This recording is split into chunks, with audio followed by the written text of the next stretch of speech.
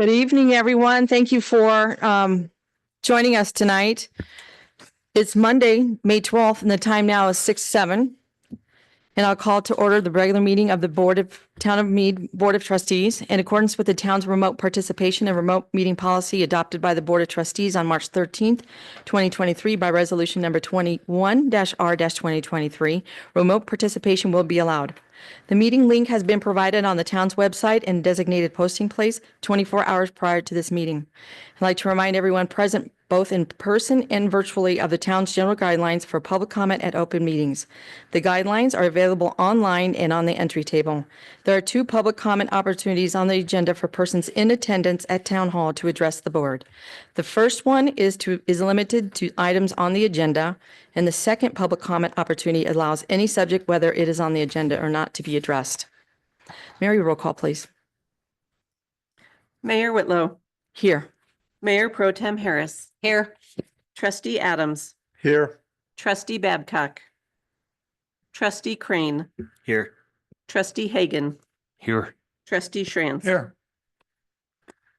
Thank you. Mayor Whitlow, today is Monday, May 12th, 2025, and you do have a quorum. Thank you very much. For the trustees and the public, I received an email on Friday, May 9th from Trustee Babcock resigning from her position due to personal reasons. I respect her decision and thank her for her service to the town of Mead. I'm going to ask our town clerk, Mary Strutt, to give us a little information about the next steps in this process. Thank you, Mayor. So as you've heard, we did receive a resignation from Trustee Brooke Babcock. The next step would be for the board to accept that resignation and declare the position as vacant.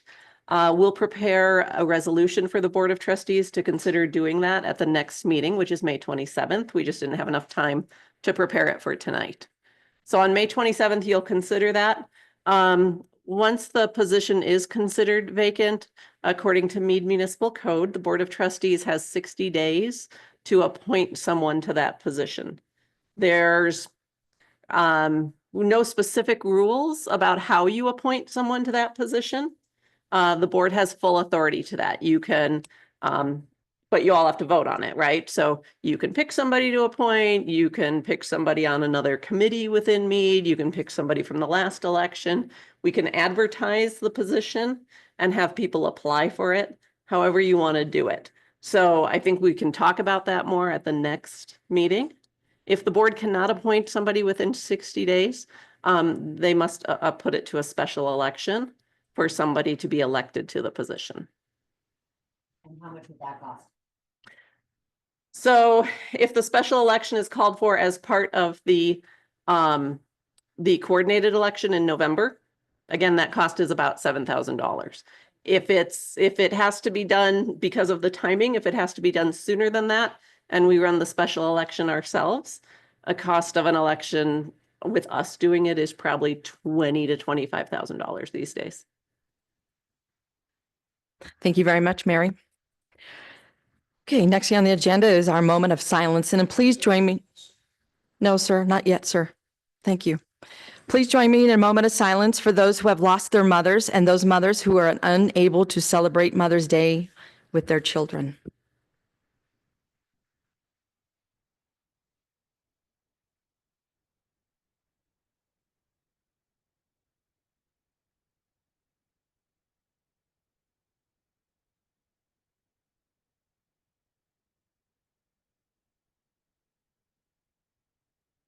Thank you very much for your time, and happy Mother's Day to everyone that's here.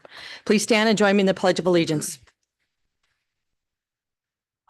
Pledge allegiance to the flag of the United States of America and to the republic for which it stands, one nation, under God, indivisible, with liberty and justice for all.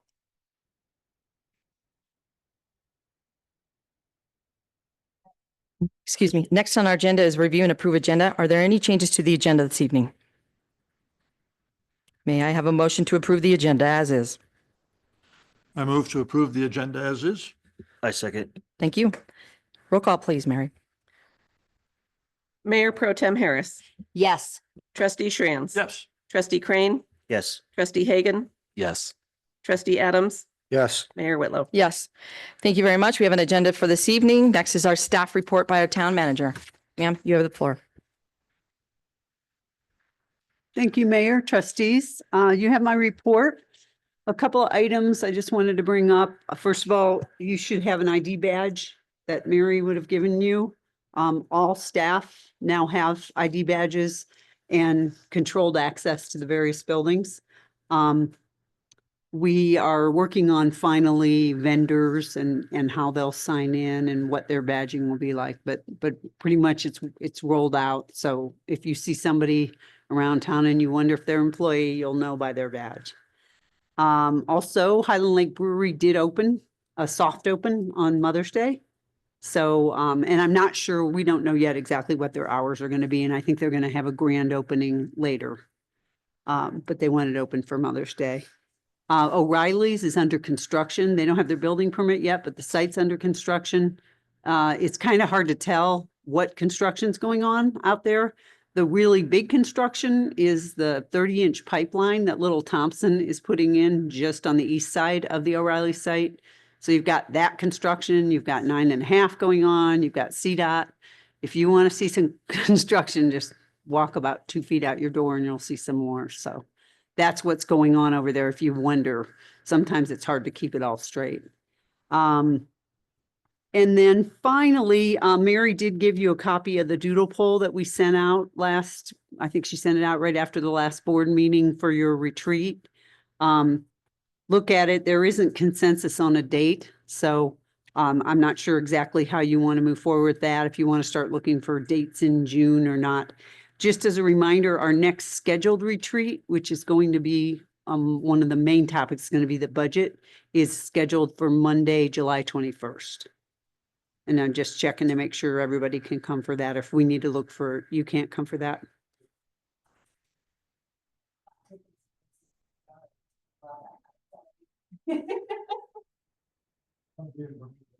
You're going to be in Bermuda? Well, that's 2 of you that won't be there. So we'll look for another date. Okay, yeah. Okay. And as far as this other retreat, I'm not sure where you guys want to go with that. If you want Mary to look at a June poll for that. And you guys can discuss that amongst yourselves, but, and that's all I have. If you have any questions on my report. Questions or comments for Helen tonight? You Pardon you mentioned Little Thompson. I got a notice that there was a break in the line. Is that related to the work they were doing over there? Or? No, that was something else. That's all new. That's a transmission line that they're running, but they had another break. I mean, it's not that uncommon in the summer, especially in some areas that we see a lot of water line breaks. Thank you. Trustee Strands? Signage for all this construction that's going on, is that ours or does that belong to like CDOT or the contractors? Who does the signage? Whoever does the signage is the contractor for whichever project it is. So the variable message boards that you see on County Road 7, those are our contractors and that's for our project. The stuff that you see by I-25 is mostly it's CDOT. There's nothing worse than having a trustee with an upset wife because the signage doesn't tell her what roads are open or closed until she's on top of it.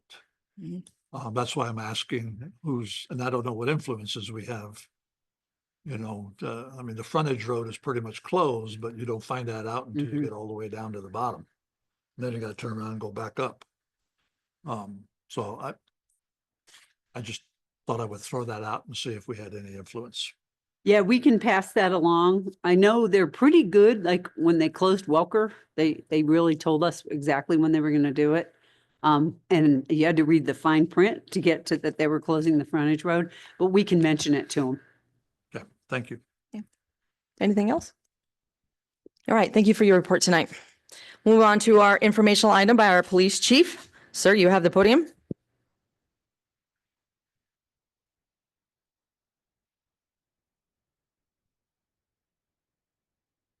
Thank you, Mayor, trustees. I'm addressing you for Police Week, which is May 11th through the 17th this week. This is a time for us to remember those who have given the ultimate sacrifice while serving their communities. Many officers are gathered in Washington, D.C. this week to pay tribute to those officers that are being added to the memorial there. Most of those died in the line of duty in 2024.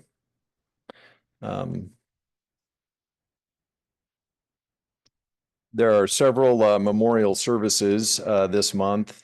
The first one being the State of Colorado Memorial Service that was held May 2nd at Camp George West, which is the State Patrol Academy. There were 2 officers highlighted in that memorial service that we'll talk a little bit more about here in a minute. The National Law Enforcement Memorial Service is May 13th, which is tomorrow. Is a candlelight vigil piece of that. There's also a ceremony on Thursday, the 15th.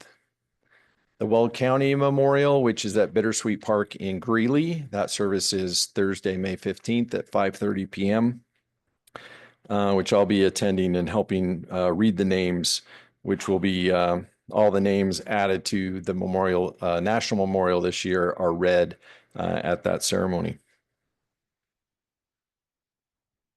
The 2 officers that are being recognized from Colorado.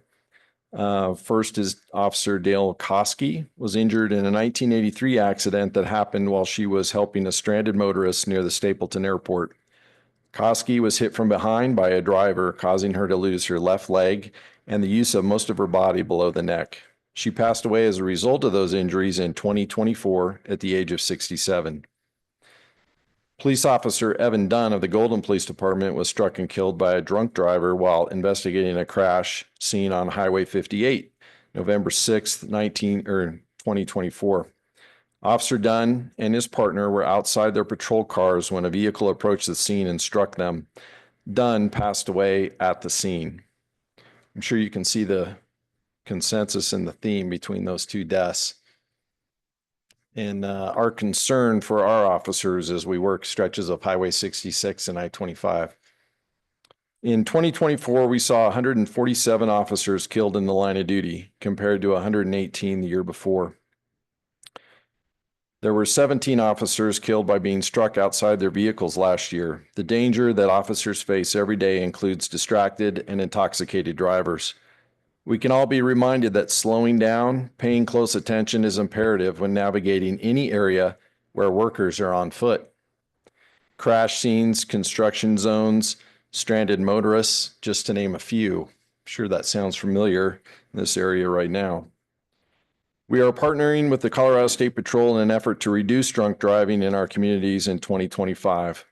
With the assistance of Colorado High Visibility Enforcement Grant, we will be putting officers on the road during the times when intoxicated drivers are known to be on the highways. Our officers will receive specialized training to conduct these roadside operations as safely as possible. We are prioritizing our officers' safety and providing them with the best equipment, training, and resources to stay safe and go home after every shift.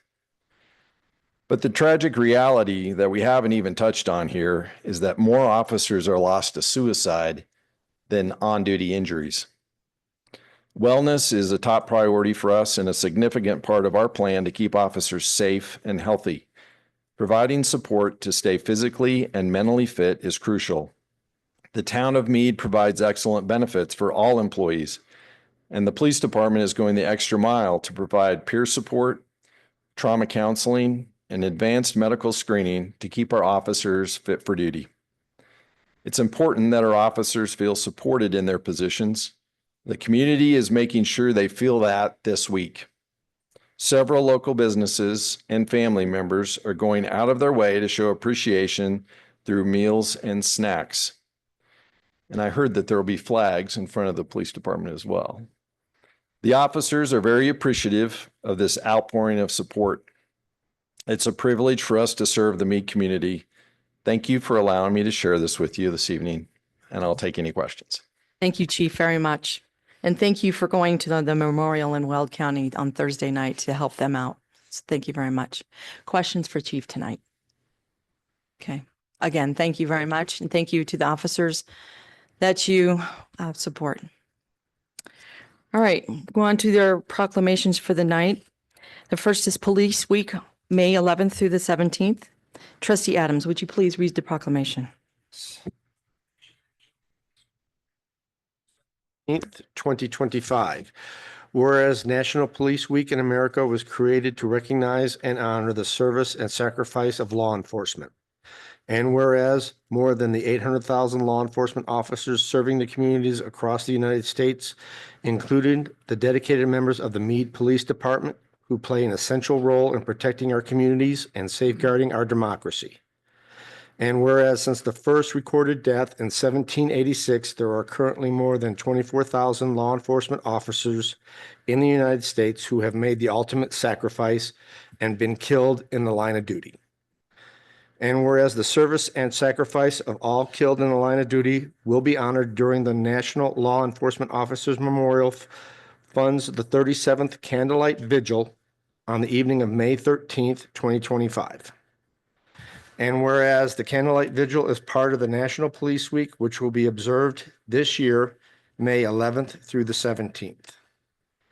Now therefore, Colleen Whitlow, Mayor of the Town of Mead, do hereby proclaim May 11th through the 17th, 2025 as National Police Week and urge all citizens to join in commemorating law enforcement officers past and present who by their faithful and loyal devotion to their communities have established for themselves the enduring reputation for preserving the rights and security for all citizens. Given under my hand and seal of the Town of Mead, Colorado on the 12th day of May, 2025. Thank you very much. Is there a motion to approve the signing of this proclamation? I make a motion to approve the proclamation. I second. Thank you. Roll call, please, Mary. Trustee Crane, Yes. trustee Adams, Yes. Mayor Pro Tem Harris, Yes. trustee Shranz, Yes. trustee Hagan, Yes. Mayor Whitlow. Yes, thank you very much. Next is National Public Works Week, May 18th to the 24th of 2025. I've asked trustee Shranz to read the proclamation. National Public Works Week, May 18th through the 24th, 2025. People, purpose, presence. Whereas public work professionals focus on infrastructure, facilities, and services that are of vital importance to sustainable and resilient communities and to public health, high quality of life, and well-being of the people of the town of Mead.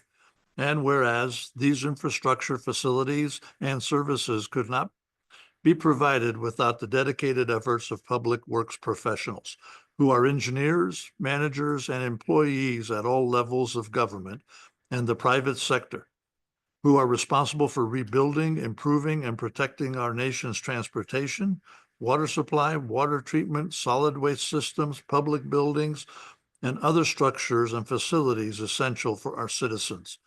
And whereas it is in the public interest for the citizens, civic leaders, and children in the town of Mead to gain knowledge of and maintain an ongoing interest and understanding of the importance of public works and public works programs in their respective communities. And whereas the year 2025 marks the 65th annual National Public Works Week sponsored by the American Public Works Association / Canadian Public Works Association, be it now. Therefore, Colleen Whitlow does hereby designate the week of May 18th through the 24th, 2025 as a National Public Works Week. She urges all citizens to join with representatives of the American Public Works Association and government agencies in activities, events, and ceremonies designed to pay tribute to our public works professionals, engineers, managers, and employees, and to recognize the substantial contributions they make to protecting our national health, safety, and advancing quality of life for all. Given under her hand and seal, the town of Mead, Colorado, on this 12th day of May 2025. Thank you very much, sir. Is there a motion to approve the signing of this proclamation? I will move to sign the proclamation. Second. Thank you very much. Roll call, Mary. Trustee Hagan, Yes. trustee Crane, Yes. Mayor Pro Tem Harris, Yes. trustee Shranz, Yes. trustee Adams, Yes. Mayor Whitlow. Yes, thank you Thank very you. much.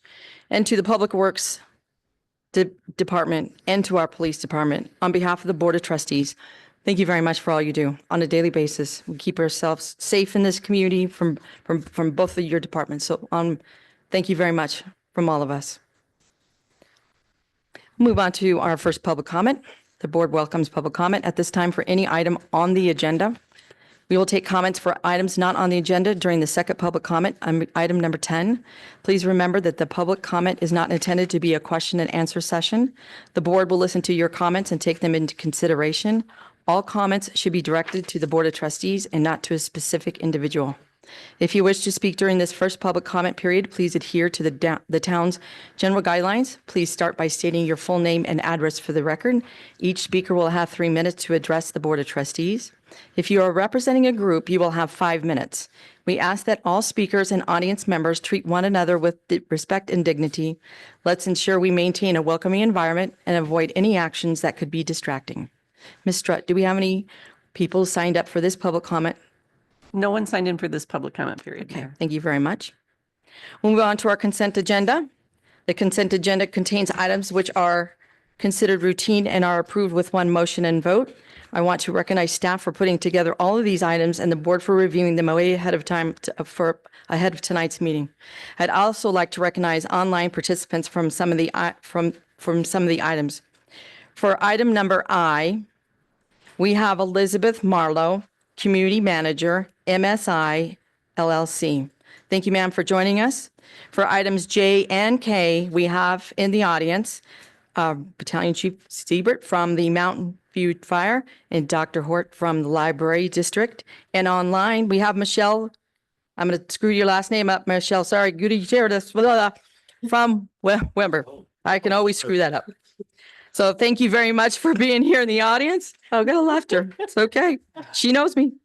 For the record, the town attorney's office recommended minor revision to item K, ordinance 1082. The revisions were passed out to the Board of Trustees at the start of this meeting. And the May 12th, 2025 check register has been revised in the packet. Is there a motion to approve the consent agenda? I make a motion to approve the consent agenda. Second. Thank you. Roll call, please. Mayor Pro Tem Harris, Yes. trustee Adams, Yes. trustee Crane, Yes. trustee Hagan, Yes. trustee Shranz. Yes. Mayor Whitlow. Yes. Motion carries for our consent agenda. On behalf of the board, I would like to say thank you for many years of work with the Library District, Mountain View, and for all the other items that are on the board tonight, on our consent agenda. It's very warming and very welcoming, and I look forward to having a great relationship in the future for our town. So thank you very much for being here in the audience. Thank you, Michelle and Elizabeth that are with us online. So thank you very much. And we'll move on to our public comment. We have no further general business, so this brings us to this agenda item, which would be for any item, whether it is on the agenda or not. We will follow the same guidelines previously stated. I will call on individuals in order in which they have signed in. Again, I have asked all speakers and audience members to treat one another with respect and dignity. Would anyone like to comment at this time? Sarah Morgan has signed in Okay. for this public comment Sure. period. And then, sir, you can follow her. Sarah? Welcome. Hello, I'm Sarah Morgan. I'm a business owner in Mead. My business address is 13788 Pacific Circle. I own Sugar Mill Antiques and Vintage Depot. Mead currently requires businesses to obtain a temporary use permit to hold an outdoor event, such as a car show, an outdoor sale, a barbecue, etc., on the business owner's own property, despite it being private property. In addition, no town streets are being temporarily closed, nor are town resources being utilized for these events. The cost of said permit fee is $250. This is non-refundable, plus a $500 damage deposit that does not get returned to the business until 30 to 60 days after the end of the event. I am here to ask this board to please remove that requirement and modify these absurd fees. These fees are astronomical when you compare them to our surrounding municipalities. I've contacted several local municipalities and the response was overwhelmingly consistent. None of them require businesses to have a temporary use or even an event permit to hold an event on their own private property, providing they do not close the roads, block the roads, or require town resources to facilitate their events. So how come Mead is requiring this of its business owners? Mead is the most expensive municipality for fees being charged to their businesses. In the event a permit is required for an event that is actually held on town property, such as a public park, not the business's own private property rather, then those towns do require a permit and they charge a fee. However, it's a fraction of what the town of Mead is charging for temporary use permits. Not a single one of them require a damage deposit, yet Mead requires business owners such as myself to pay a $500 damage deposit when I want to hold an event in my parking lot at my business. Mead permit fees are 5 times higher than our surrounding municipalities. For reference, Town of Firestone, $50 fee, no deposit. Town of Longmont, $50 or city, no deposit, and a $50 fee that's good for 30 days opposed to just one event. Town of Berthoud, a $50 fee, no deposit. Erie, $50 fee, again, no deposit. Frederick, $100 fee, no deposit. Johnstown, $100 fee, no deposit. And believe it or not, Boulder, $115 fee, no deposit. My business planned to hold farmers markets this summer after we got many requests from not only our customers, but the community. Sadly, it proved to be cost prohibitive due to the town's temporary use permit fees and requirements. A weekly farmers market would have cost my business $1,000 in non-refundable fees, not to mention a $2,000 deposit in monies paid to the town that they can hold for 30 to 60 days. So a total of $3,000 in 1 month for a small business just to hold events to benefit our community. In my opinion, as a business owner and a resident and just a person with a grain of common sense, this is absolutely ludicrous. $3,000.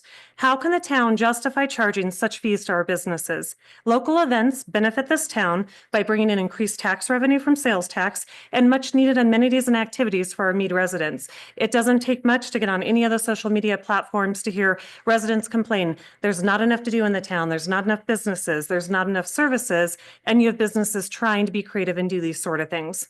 I previously reached out to town staff via email, offering to facilitate a meeting with myself and other business owners to discuss this and some of our other concerns. It was ignored. So I am here respectfully asking this board to please address the concerns of our local small businesses in Mead. Being a Mead business owner for the last 6 years, I believe that there's significant room for improvement in how the town regards its existing businesses. Perhaps we create some sort of a task force, some kind of a business enrichment or something where we can work together with the local businesses, trying to make things better instead of making things more challenging and more expensive for those of us that have invested in the town of Mead. Thank you so much. I appreciate your consideration. Thank you very much. Sir, come on up and state your name and your address for the record. I'm Jerry Warban. Live at 2126 Cary Street. And I was reading Facebook and saw that you were having this meeting tonight and invited the community. So I'm glad that I came down to see how you're doing, and it looks pretty good to me. You can put me in that seat over there if you want and save yourself some money. I'm going through the same thing she's going through. I own a building in Lyons at 160 Main, and it's capable of producing or having all her business at my location. So I'm experiencing that kind of thing myself. So kind of interesting. And so thank you for being here and having this. Thank you very much for your patience tonight. All right, anyone else? All right, we'll move on. Next is our legislative wrap up. To our town attorney, Marcus McCaskill. Thank you, Mayor Whitlow, members of the Board of Trustees. I'm going to try to be very brief tonight because I know that there's a more important event to get to, which is the school groundbreaking that starts at 7:30, and I'm sure some of you would like a break before that. So the Colorado Legislature convened on January 8th. They adjourned last week on May 7th. So that ended their 120-day legislative session. As I mentioned to all of you in January, one of the major issues that needed to be addressed down at the Capitol this year was the approximate $1.2 billion budget shortfall that the state is experiencing. A lot of commentators that have been following the entire session believe that the focus on the budget and really the lack of funds generally prevented the the Dems hold a majority in both houses of the legislature down there from advancing some of the broader policy initiatives. I'll have some brief thoughts or comments on those budget issues at the end of my wrap-up session, but what I'd like to do is just do a quick summary or wrap up of some of the bills that we've been following this year. The Colorado Rights Voting Act was ultimately passed in the last few days of the session, and that has been sent to the governor for signature. CML has sent the governor a written veto request on this bill, but the governor has not yet either signed the bill or acted on that veto request. One of the other pieces of legislation we've been following was House Bill 251060, which is the bill that has to do with the electronic fence detection systems. This bill would restrict a local government from imposing installation or operational requirements for an electronic fence detection system if they are inconsistent with the installation or operational requirements generally required for other alarm systems. The governor has signed this piece of legislation, so that will go into law. One of the other bills that we were really following quite a bit during the session was House Bill 251169. This is the YIGB, or Yes in God's Backyard legislation. This is the bill that would have overridden local zoning regulations and allowed a church or university to build housing as a use by right on their land. That bill was ultimately delayed or laid over by the Senate last week, laid over to May 8th, which just conveniently happened to be one day past the end of the session. So that bill is now dead. That was a bill that CML and a lot of its members were pretty vehemently opposed to. So that was good news last week. Finally, as I mentioned at the last regular meeting, both houses of the legislature did ultimately pass Senate Bill 25077, which is the bill that made some modifications to the Colorado Open Records Act. It would have made some changes in the amount of time that Mary, for example, as the town clerk and the official custodian of record, had to respond to Open Records Act requests. That bill was vetoed by Governor Polis, as I mentioned at the last regular meeting. There was some discussion as to whether the Senate or the House would take up some action to try to override that veto. That did not happen. So the veto of that bill will stand. And quickly, I'll just wrap up. Coming back to the budget discussion, the members of the Joint Budget Committee were ultimately able to adopt a long bill or the budget for the state that managed to close that $1.2 billion shortfall without major cuts to healthcare, K through 12 education or higher education, but it wasn't easy. I think that I was reviewing some articles today, and I think the majority of the members of the Joint Budget Committee are pretty aligned in commenting that they feel like they did a good job to do that, but next year or years following 2026 are going to become even harder. I mean, these budget shortfall for the state of Colorado is going to be something that's going to be continue to be an issue.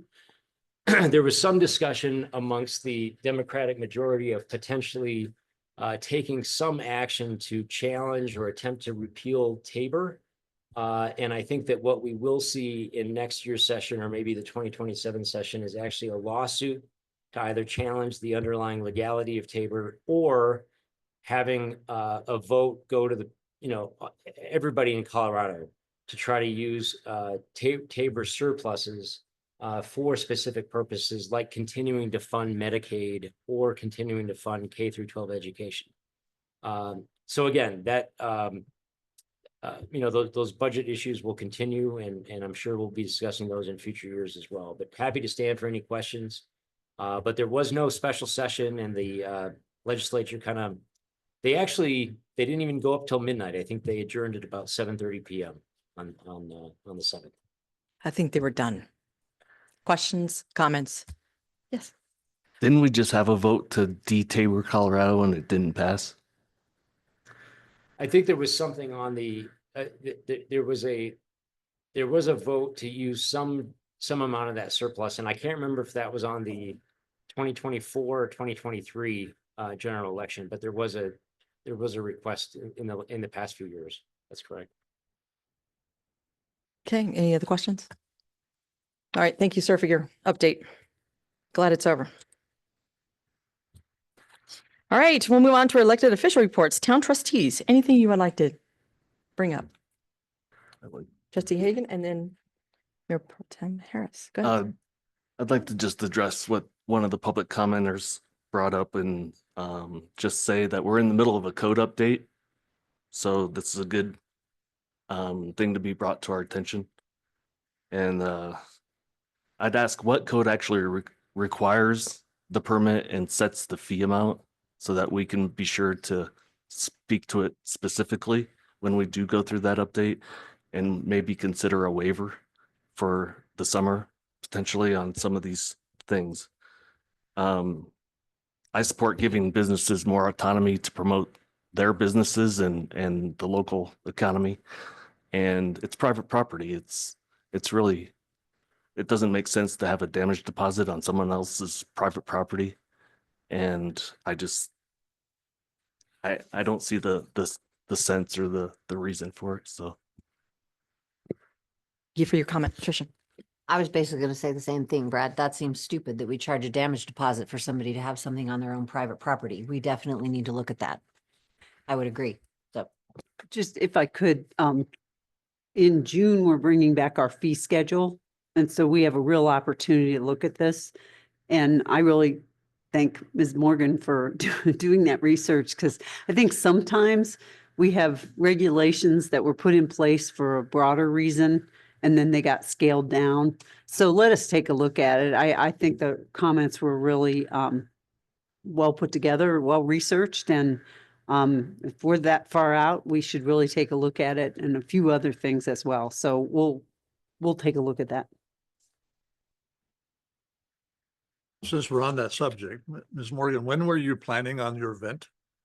Well, we're hoping to do a farmer's market all through the summer, so we would have ideally started it, so it would start in May, and it would go through the fall, so. Okay. But unfortunately, again, $3,000 a month is ridiculous for small. business. Understand. So back to Helen. It's good that we're going to visit it. That doesn't help Ms. Morgan right now. And tagging on to what Trustee Hagan said, is there a way to waive some of that stuff until we figure out what we've got going on? Why we're doing what we're doing when we're doing As it? I said, let me take a look at it, and I can come back with a recommendation to the board.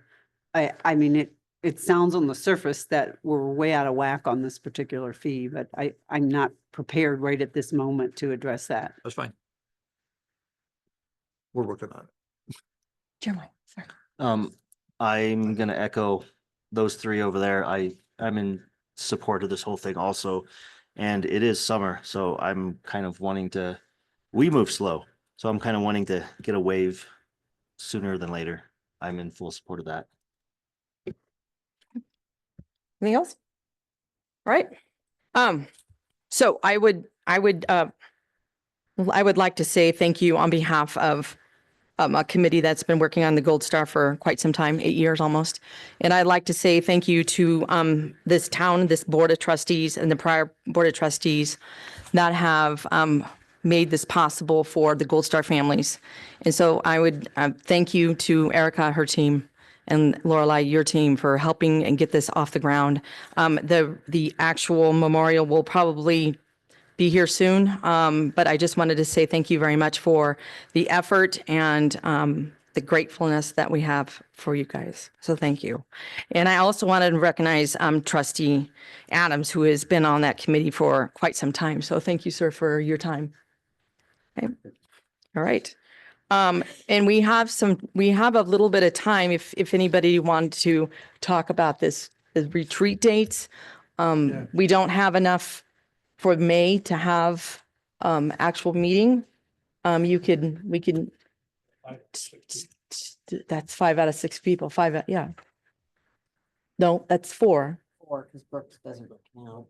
and Mary. So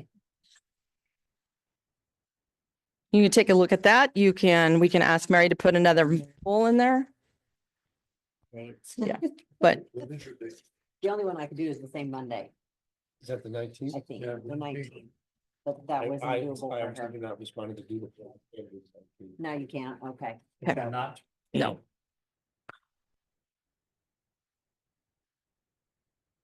Oh, so yeah, Adam, or David, you're not on here either. Yeah, I just I realized said I that. didn't, yeah, I missed it, but I can do it. How about you? You're. I'm out of town. That's why mine is a no. So, And I'm out of town on the 19th too at a clerk's conference, so I would not be able to set up for you. Oh, I see, Yeah, because you see. have check marks here, but then it says Mary out of town clerk's Mhm. conference. I'm being the organizer, it Yeah. puts me in as yes for all of them, Ah, which is why I wrote that up there. I see that now, okay. But I'm at the clerk's conference. I Mhm. need to put those together, I guess.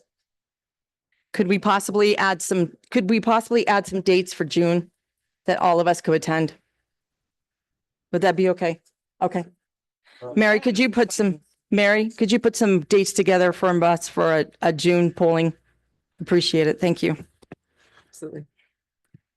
All right. And with that, do we have a motion to adjourn? So moved. Thank you. Is there a second? Second. Thank you. The May 12th, excuse me, roll call, please. Oof.